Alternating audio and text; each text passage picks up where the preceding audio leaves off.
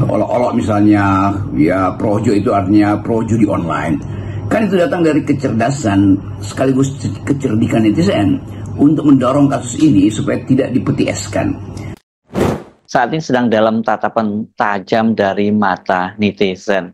Ada faktor baru dalam politik Indonesia, yaitu suara netizen. Dan bahkan faktor itu menjadi penentu apakah satu kasus itu bisa dijaga supaya terus dalam kondisi yang tidak diintervensi politik. Jadi kasus itu soal judi online misalnya, netizen menjadi pelambang pertama atau unsur pertama di dalam upaya untuk mendesak penuntasan dari kasus ini. Olok-olok misalnya, ya projo itu artinya pro judi online. Kan itu datang dari kecerdasan sekaligus kecerdikan netizen untuk mendorong kasus ini supaya tidak dipeti eskan.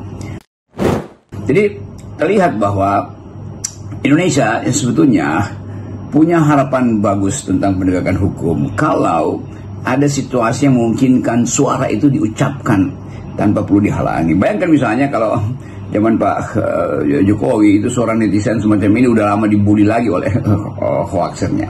Sekarang terlihat bahwa suara netizen itu datang dari kejujuran untuk menjaga supaya proses peradilan, terutama kasus korupsi itu dilakukan dengan cara yang beradab, bukan dengan sekedar menjebak seseorang lalu dipaksa untuk dilecehkan namanya tuh. Halo, selamat datang kembali di channel K2 Reaction. Dan kali ini kita akan membahas tentang fenomena yang terjadi di Indonesia, terutama pada persoalan demokrasi, di mana akhir-akhir ini kita melihat fenomena-fenomena terjadi di masyarakat Indonesia seperti kasus korupsi, kasus judi online, dan lain-lain yang saya pikir cukup meresahkan masyarakat Indonesia dan terutama netizen-netizen. Dan hebatnya adalah netizen ternyata mampu menghadirkan sebuah tekanan untuk mendorong kepada pihak-pihak yang berwenang untuk mengusut beberapa kasus yang kemudian menjadi viral. Seperti baru-baru ini kasus Tom Lembong, di mana Tom Lembong ditetapkan sebagai tersangka kasus korupsi impor gula. Dan menurut pandangan masyarakat ini sebuah rekayasa politik atau ini sebuah tindakan diskriminasi dan perbuatan yang menurut netizen dituduhkan kepada Tom Lembong itu sesuatu yang tidak berdasar, disebabkan kasus ini sebenarnya sudah terjadi beberapa tahun yang lalu. Kemudian pas Tom Lembong bertolak belakang dengan Jokowi dalam urusan politik, tiba-tiba ia ditetapkan sebagai tersangka. Dan baru-baru ini kekuatan netizen itu kembali diperlihatkan dengan desakan untuk memeriksa Menteri Budi Ari, apakah Menteri ini terlibat dalam kasus judi online. Jadi netizen meminta kepada pihak berwenang untuk mengusut kemungkinan terlibatnya ini sang Menteri Budi Ari kepada judi online. Bahkan netizen kemudian memberikan julukan bahwa projo itu bukan lagi pro Jokowi atau pendukung Jokowi, tapi sebagai pro judi online. Karena sensasi politiknya lebih diutamakan daripada substansi hukumnya itu.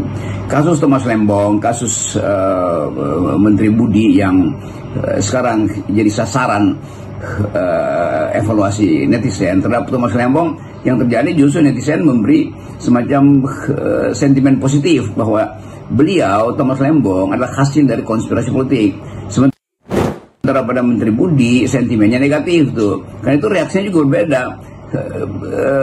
Kalangan di sekitar Pak Menteri Budi ini, Menteri Budi namanya itu, ya dia teman saya tentu, tetapi kita selalu ingin pisahkan antara persahabatan dengan kebersihan politik.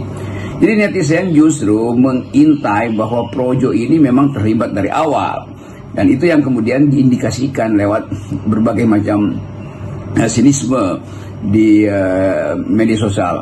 Sementara Lembong justru dianggap sebagai korban yang sebetulnya dari awal nggak ada soal apa-apa, tapi kemudian dicarikan deliknya di situ. Jadi kita lihat bagaimana mata netizen yang sebetulnya bagian utama dari kejujuran berdemokrasi itu harus dijaga supaya kemampuan mata hati netizen ini, itulah yang menjadi dasar kita bisa berharap bahwa akan ada keadilan di negeri ini. Aksi para netizen ini sangat menarik bila kita amati. Kalau dulu mereka ini kan hanya dinilai identik dengan kenyinyiran gitu, tapi sekarang perannya itu sudah mulai berbeda ya, nih mulai bongkar-bongkaran soal penyalahgunaan kekuasaan. Dalam kasus Huawei mereka malah melakukan investigasi.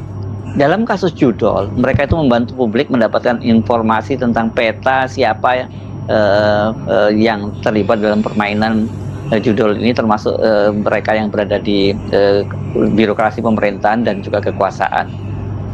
Ya tentu saja netizen hanya berfungsi untuk menjaga status etis dari peradilan atau dari kasus-kasus ini kan.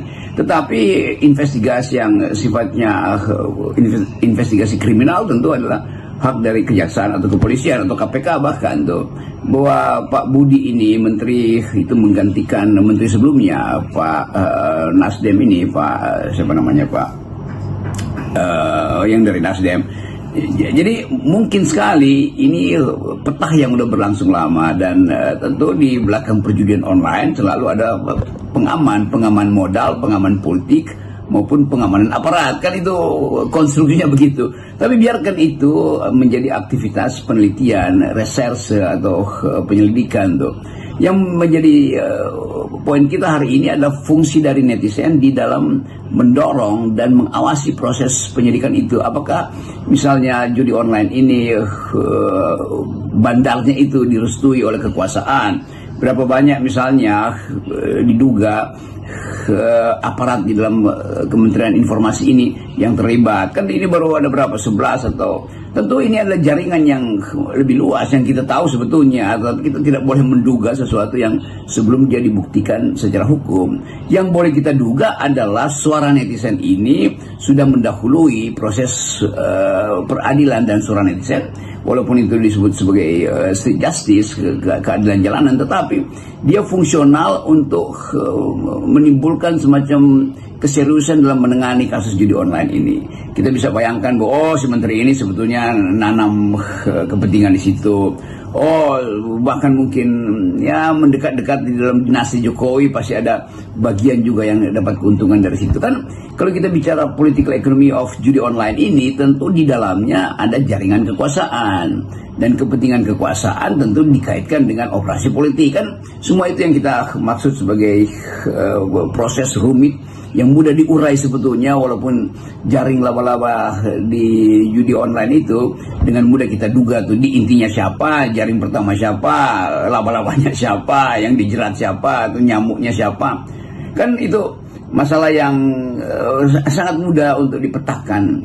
Tetapi pemetaan itu tidak boleh menghentikan kasus ini karena dugaan bahwa petanya akan jadi lebar, bahwa sarang laba-labanya itu akan menuju pada inti dari sarang itu, yaitu istana misalnya.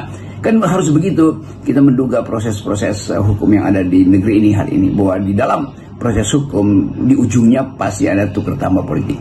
Kalau kita Oke, itu tadi pendapat Rocky Gerung mengenai kemungkinan terlibatnya Budi Ari terhadap fenomena judi online, dan apakah ada tindak lanjut dari pihak yang berwenang untuk kemudian memenuhi desakan netizen Indonesia. Kita tunggu saja perkembangannya. Nah, kalau menurut kalian, pendapat kalian seperti apa? Silahkan tuliskan pandangan dan pendapat kalian di kolom komentar. Terima kasih sudah menonton dan sampai jumpa di video-video selanjutnya.